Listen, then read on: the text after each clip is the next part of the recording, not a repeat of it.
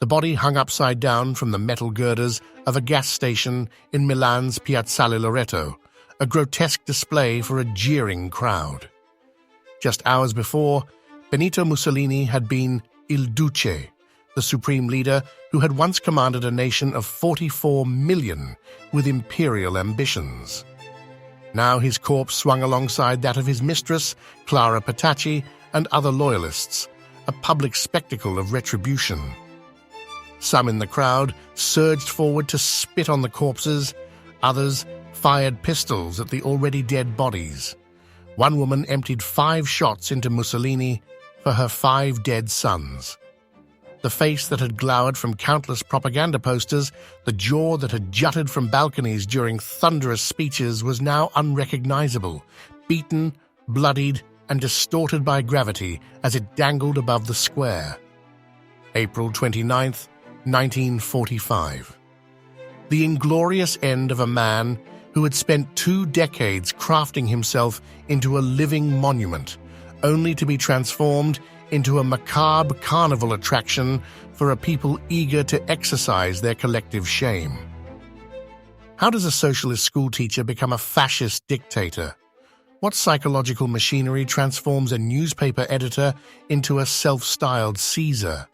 The journey from Benito Mussolini's humble birth in 1883 to his ignominious death in 1945 reveals not just the biography of a tyrant, but a case study in how personal insecurities, historical circumstance, and raw ambition can converge to create a man capable of dismantling democracy while convincing himself and millions of others that he embodies its ultimate fulfillment.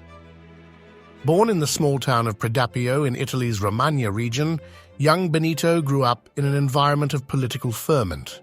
His father Alessandro, a blacksmith and ardent socialist, named his son after Mexican revolutionary Benito Juarez. From this father, Mussolini inherited both a revolutionary outlook and a violent temper.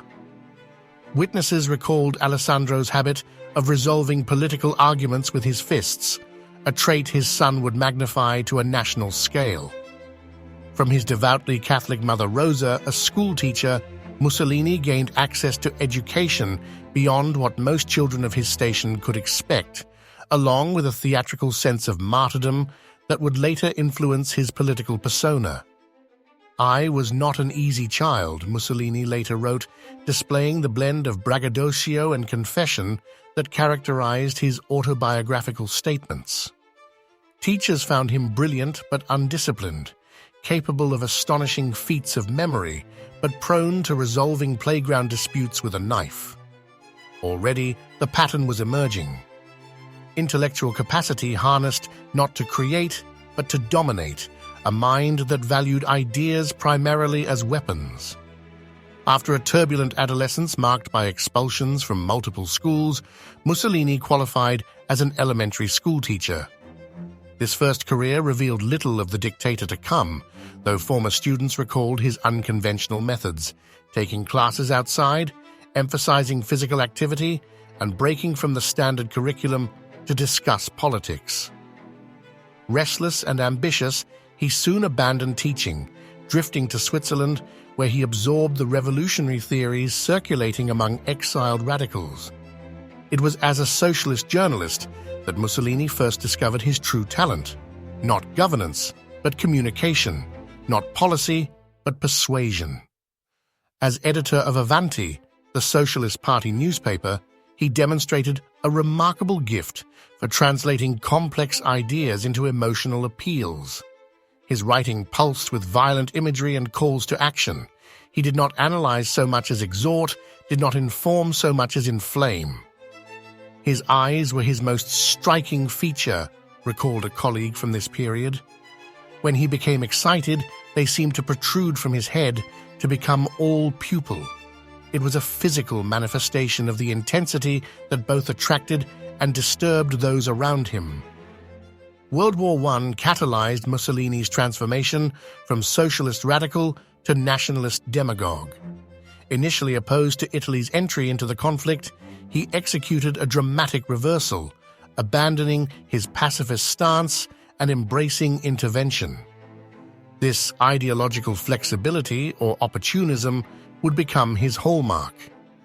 Expelled from the Socialist Party for his warmongering, Mussolini founded a new newspaper, Il Popolo d'Italia, and began constructing the ideological hybrid that would become fascism, a movement that borrowed rhetoric from the left while serving the interests of the right, that spoke of revolution while courting the establishment, that glorified the people while concentrating power in a single leader. The war itself deepened Mussolini's conviction that violence was the great purifier, the crucible in which new societies and new men were forged. Serving on the front lines, he was wounded when a mortar exploded during a training exercise, an incident he would later mythologize as a heroic battle injury.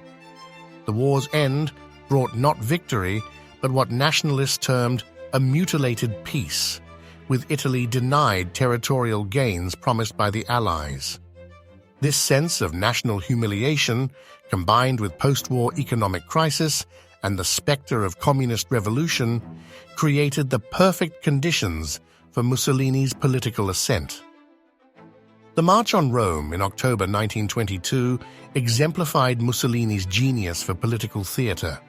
Though portrayed as a revolutionary seizure of power, it was in fact a carefully choreographed bluff.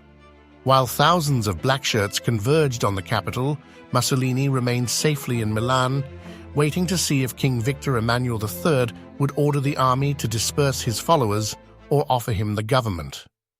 When the king chose appeasement, Mussolini arrived by sleeping car to accept the role of prime minister, a position granted not through revolutionary force, but through constitutional processes he would soon dismantle.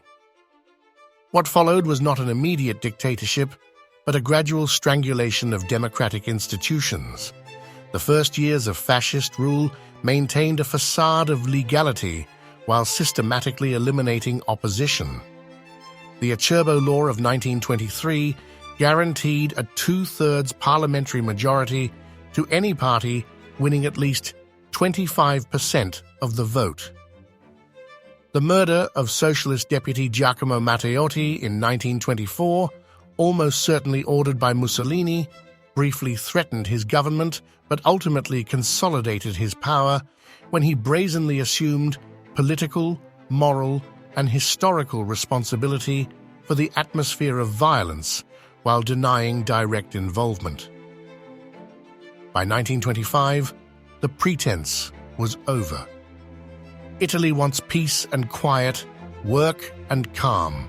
I will give these things with love if possible, and with force if necessary, Mussolini declared.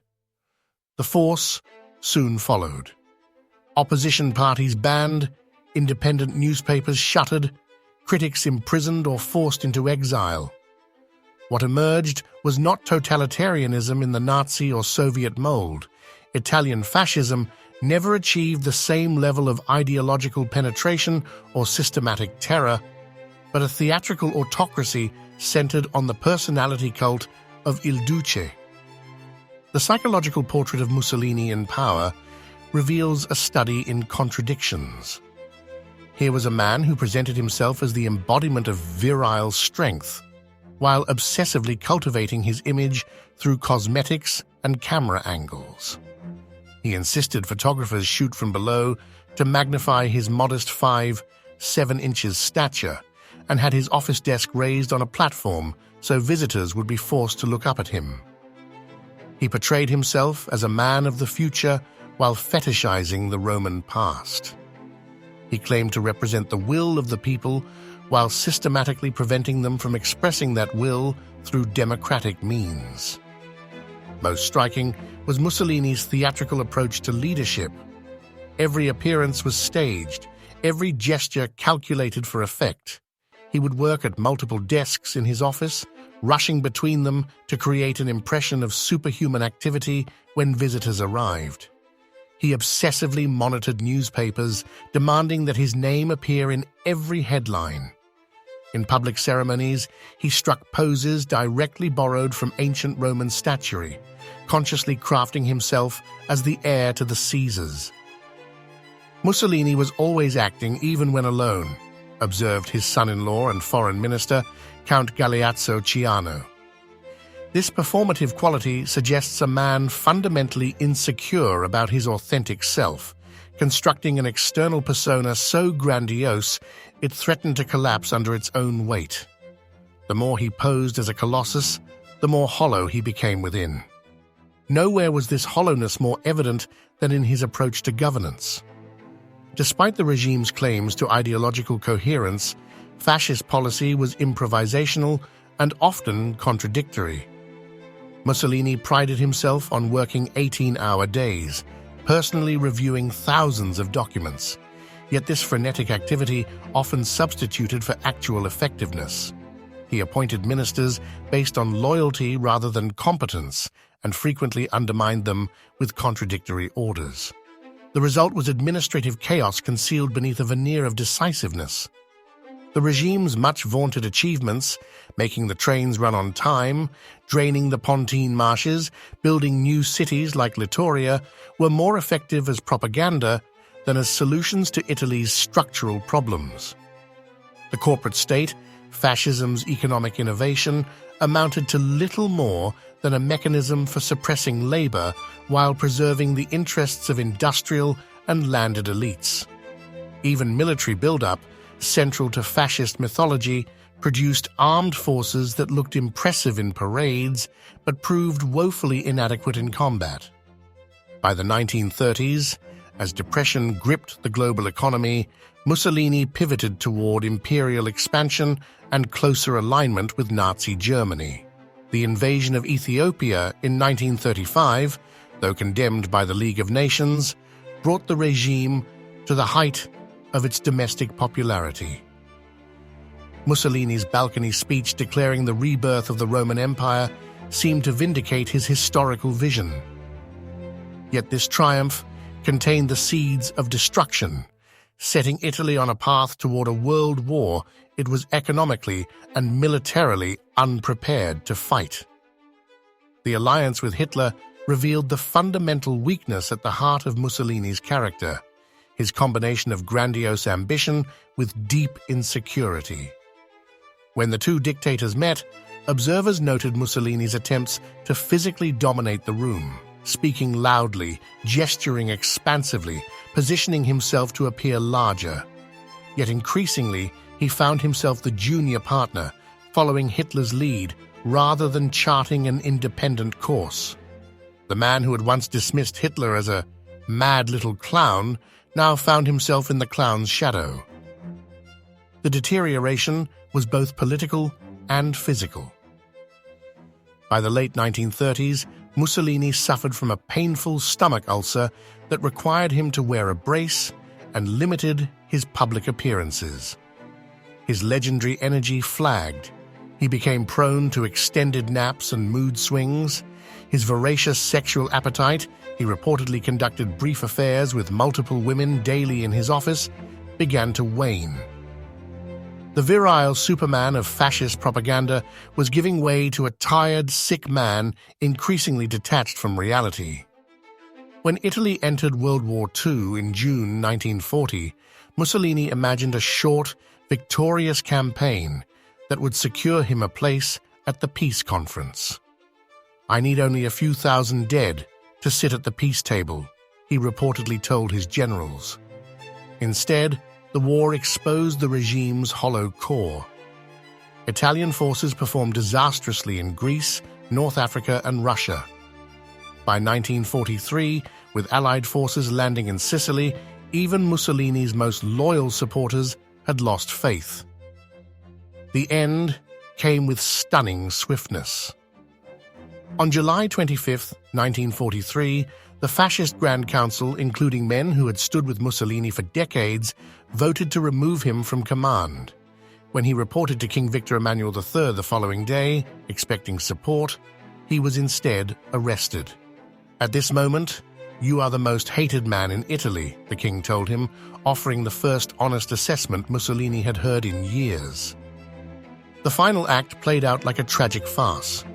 Rescued from imprisonment by German commandos, Mussolini was installed as the puppet leader of the Italian Social Republic, also known as the Republic of Salo, in northern Italy, a Nazi vassal state fighting against the Allied-supported government in the south.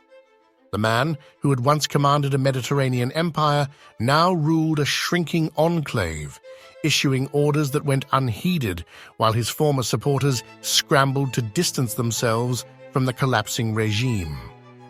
In April 1945, as Allied forces broke through German defenses, Mussolini fled towards Switzerland with Clara Petacci. Disguised in a German military overcoat, he was recognized by partisan fighters at a roadblock near Lake Como. After a summary trial, he was executed by firing squad on April 28th.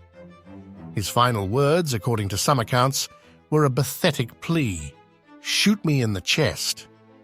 Even in death, he remained concerned with the visual impact of his body. The corpses of Mussolini, Petacci, and other fascist leaders were transported to Milan and hung in Piazzale Loreto, the same square where fascists had displayed the bodies of executed partisans the previous year. This symmetry of atrocity marked the closing of a historical circle, the final scene in the tragedy of Italian fascism. "All my life I have gambled heavily," Mussolini once confessed, "but now I am gambling with the fate of my country." It was the rare, honest statement from a man who lived in performance. Italy's tragedy was to become the stage for his personal theatre, its people reduced to extras in the drama of his self-aggrandizement. When the curtain finally fell, it revealed not the colossus of propaganda, but a hollow man who had sacrificed a nation to his own ego.